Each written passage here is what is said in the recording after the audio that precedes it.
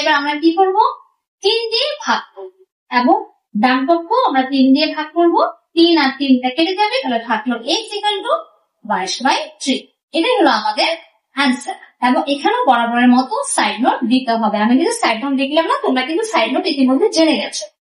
তাহলে এখানে অতএব হবে, অর কিন্তু হবে না। ফিনিশিং লাইনে সবসময় অতএব, মানে যখন তুমি x এর মান উত্তর বের করে ফেলবে তখনই কিন্তু অতএব আসবে, ঠিক আছে।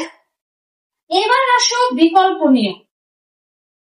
বিকল্প নিয়ম মানে একদম আমার ক্লাসের প্রথম দিকে আমি যে নিয়মটা শিখিয়েছিলাম সেটা এখন বলবো। 3x - 5 = 7, ওকে।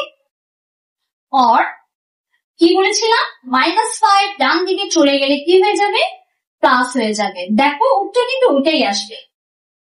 3x 17 আর 5 যোগ করে উত্তর আসে 22। এরপর আমি কি বলেছিলাম, দেখো রুলস গুলো কিন্তু এখনো লেখাই আছে। বলেছিলাম গুণ যদি থাকে তাহলে ওই পাশে দ্যাট মিনস ডান দিকে চলে গেলে সেটা কি হয়ে যাবে, এই ভাগ হয়ে যাবে। তাহলে x লিখলাম, 3 ওই পাশে চলে গেল, তার মানে